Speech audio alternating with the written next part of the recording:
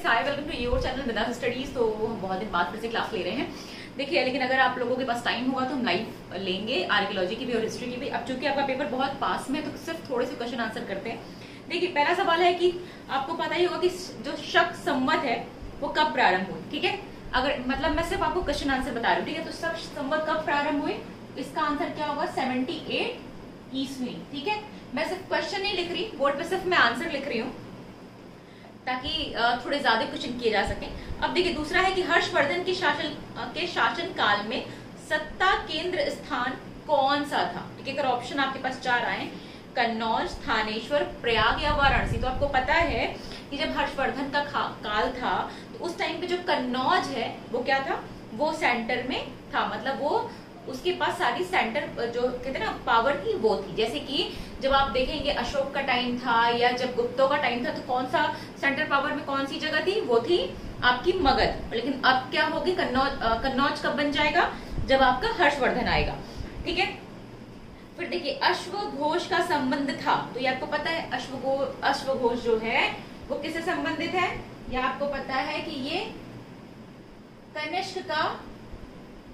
कनिष्क का दरबारी कवि था। ठीक है, वो कनिष्क का था। ठीक है, शायद थोड़ा लाइट है, आपको दिख नहीं रहा होगा इसलिए मैं बोल रही हूँ। ठीक है, और अगर फिर आपसे सवाल पूछा जाए, ठीक है, कि कुषाण में मथुरा मूर्तियों का एक प्रमुख केंद्र था, यहाँ मूर्तियां किस पत्थर से बनाई जाती थी। आपको पता है जब कुषाण काल था तो मथुरा जो है, आपको पता है कुषाण टाइम से हमें 2 कला मिलती है, एक गांधार कला, एक मथुरा कला। तो अगर जब ये तो पता ही है कि मथुरा कुषाण टाइम में मूर्तियों बनाने का एक प्रमुख केंद्र था, लेकिन जो वहां की मूर्तियां थी वो किस चीज मतलब किस रंग के पत्थर से बनी थी। तो सिंपल से आपको पता होना चाहिए, वो लाल बलुआ, ठीक है, लाल बलुआ पत्थर से बनी हुई थी। कौन सी मूर्ति, ये हम कुषाण काल की बात करें जब मथुरा सेंटर था। ठीक है, फिर देखिए चीन के शासक को पराजित करने वाला प्रथम भारतीय शासक कौन था। देखिए, ये हमेशा अपने दिमाग में रखिएगा जब भी ऐसा सवाल पूछे कि चीन के शासक को पहला है ना, तो कौन था आपका, ये आपका कनिष्क था। ठीक है, ये ध्यान रखिएगा। अगर यही श्रीलंका की बात की जाए तो कौन आएगा, ये आप मुझे कमेंट करके बताइएगा। ठीक है, देखिए आंध्र प्रदेश के करीमनगर और नालगोंडा। अब देखिए, अब ये चीज समझ लीजिए कि जो आंध्र प्रदेश में करीमनगर और नालगोंडा दोनों जगह पड़ती है, तो ये किस चीज के लिए फेमस थे, मतलब किस चीज के उत्पादन के लिए फेमस थे। ऑप्शन अगर आपके पास पूछा जाए, लोहा और इस्पात, शीशा और तांबा और जस्ता, या लोहा और पीतल। तो देखिए जो करीमनगर और नालगोंडा है क्या आपके लोहा और इस्पात के लिए फेमस थे। ठीक है, मतलब कि लोहा और इस्पात, ठीक है, इसके लिए फेमस थे। कौन, आंध्र प्रदेश का नालगोंडा और करीमनगर। देखिए, फिर अगर आपसे पूछा जाए कि कौन था, किसने अपने जो कॉइन्स थे, सिक्के थे, उस पर शाक्य मुनि बुद्ध की को अंकित करवाया था। तो ये आपको पता है कि ये पहली बार कौन अंकित करवाता है, ये पहली बार कौन कराएगा, ये कनिष्क पहली बार कराएगा। ठीक है, इसके बाद इसके जो भी उत्तराधिकारी होंगे वो भी कराएंगे, बट पहली बार कौन कराएगा, ये आपका कराता है कनिष्क। ठीक है, कनिष्क कौन है, कुषाण वंश का शासक था। अब देखिए, अगर फिर आपसे पूछा, चूंकि मैं बहुत सारे डायनेस्टी को मैच करके बता रही हूँ, मिक्स मैच क्वेश्चन है, तो देखिए सिंपल सी बात फिर पूछा जाए कि हर्षवर्धन को किसने पराजित किया था। तो अगर ऑप्शन में है शशांक, रामपाल, पुलकेशिन द्वितीय या प्रवरसेन। ठीक है, तो हमेशा ध्यान रखिएगा कि जब भी आपने हर्षवर्धन पढ़ा होगा तो आपको पता चलेगा कि जो हर्षवर्धन है उसको हराने वाला कौन था, उसको हराने वाला था पुलकेशिन द्वितीय, प्रथम नहीं द्वितीय। और ये हमें कहां से पता चलता है, ये हमें ऐहोल अभिलेख से पता चलता है। लेकिन जब हम बाणभट्ट को पढ़ते हैं तो बाणभट्ट पुलकेशिन द्वितीय के द्वारा हर्षवर्धन के हराने की बात कहीं भी नहीं लिखता। ठीक है, अब देखिए दूसरा सवाल है, पुलकेशिन द्वितीय के ऐहोल अभिलेख में हर्षवर्धन की किस सेना का उल्लेख था। ये इंपॉर्टेंट सवाल है। अश्व सेना का उल्लेख है, रथ सेना का, गज सेना का या पैदल सेना का। तो जो ऐहोल इंस्क्रिप्शन है जो कि पुलकेशिन द्वितीय का है, इसमें उसे सकल उत्तरापति कहा गया है और इसमें उसकी गज सेना, ठीक है, गज सेना का मतलब होता है हाथियों की सेना का उल्लेख है। किसकी हाथियों की सेना का उल्लेख है, हर्षवर्धन की। क्यों है? क्योंकि हर्षवर्धन और पुलकेशी द्वितीय के बीच में युद्ध हुआ था। फिर देखिए कनिष्क, उसने 78 ईस्वी में शक संवत की स्थापना की, ठीक है। लेकिन उसे शक संवत क्यों कहते हैं? तो सिंपल सी बात, यदि इसका जो उपयोग है वो सर्वाधिक यानी सबसे ज्यादा शकों के द्वारा किया गया, इसीलिए उसे शक संवत कहते हैं, ठीक है। फिर देखिए दूसरा सवाल है, कनिष्क ने अपनी राजधानी स्थापित की थी, कहाँ की थी? कनिष्क की बात कर रहे हैं हम, मगध में, गोरखपुर में, पुरुषपुर में, या उपरोक्त में से कोई भी नहीं। तो जो कनिष्क है उसने अपनी राजधानी स्थापित की थी कहाँ पे? पुरुषपुर में।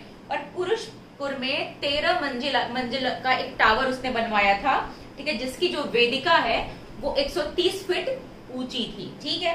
फिर देखिए नेक्स्ट सवाल कि अगर आपसे पूछा जाए कि अगर 4 नाटकों के नाम लिखे जाएं, रत्नावली, प्रियदर्शिका, नागानंद और जीमूत, इनमें से कौन सी हर्ष ने नहीं लिखी है, ठीक है।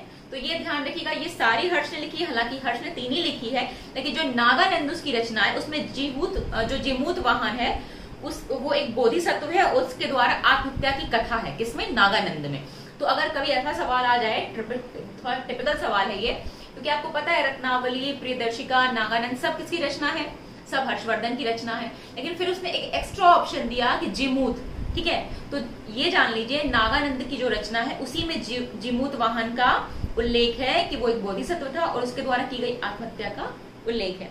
और एक सारी रचनाएं किसने लिखी है? हर्षवर्धन ने।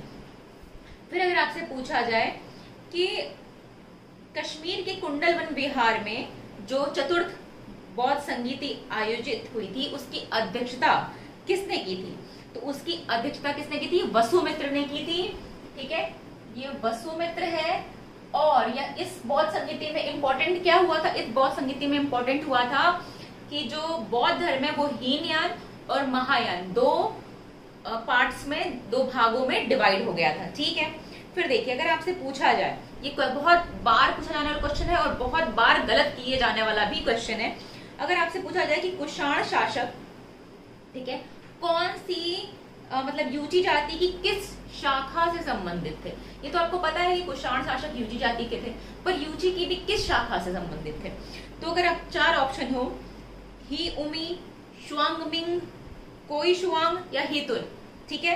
तो ये ध्यान रखिएगा जो कुषाण शासक थे वो यूची जाति की कोई शुआंग, ठीक है, कोई शुआंग शाखा से संबंधित थे, ठीक है। एक का मतलब कोई शुआंग का मतलब होता है शायद एक जब वो यूची जाति बढ़ती है 2 भागों में बढ़ती है, एक होती है बड़ी शाखा, एक होती है छोटी शाखा, ठीक है। फिर अगर हम नेक्स्ट क्वेश्चन देखें, मैं आपको क्वेश्चन चूंकि एक सॉल्वर से सॉल्व करवा रही हूँ ताकि क्योंकि इसमें अच्छे से क्वेश्चन है, ताकि हो सकता है इसमें शायद एक भी आपके एग्जाम में आ जाए। अब देखिए अगर आपसे पूछा जाए कि पल्लव वंश का अंतिम है ना, अंतिम महत्वपूर्ण शासक कौन था, और आपके पास 4 ऑप्शन हो, अपराजित वर्मन, दंती दुर्ग, परमेश्वर वर्मन या भद्रवर्मन, ठीक है। तो देखिएगा आपको पता है कांची के पल्लवों की बात कर रहे हैं हम, तो इसका जो अंतिम महत्वपूर्ण शासक था वो था आपका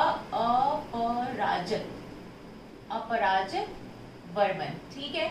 ये कौन था? ये वर्मन शब्द आ गया, इसी से समझ लीजिएगा कि कांची के पल्लवों की बात की जा रही है। कभी कभी कुछ क्वेश्चन आपको ट्रिक से पकड़ने होते हैं, नहीं पता तो ये वर्मन शब्द को पकड़ के रखिए, ठीक है। तो ये सबसे इंपॉर्टेंट शासक था और इसने क्या किया था? आदित्य प्रथम जो कि चोल शासक था और आपका पश्चिमी गंग थे उनकी मदद से इसने श्री पुराम्बियम युद्ध को लड़ा था, परंतु बाद में, और जीत भी गया था, परंतु बाद में जो उसका मित्र था चोल शासक आदित्य प्रथम, उसने इसकी हत्या कर दी, ठीक है। तो आज के लिए इतना ही सवाल, और अगर आपको समझ में आया तो अच्छी बात है, नहीं आया तो दोबारा पूछिएगा, फिर कुछ और क्वेश्चन लेके मिलेंगे। और अगर आपका पर्टिकुलर कोई टॉपिक हो, हिस्ट्री का, आर्कियोलॉजी का, इवन इंडियन कल्चर का भी, तो आप मुझे कमेंट बॉक्स में लिख दीजिएगा। See you then, take care, bye.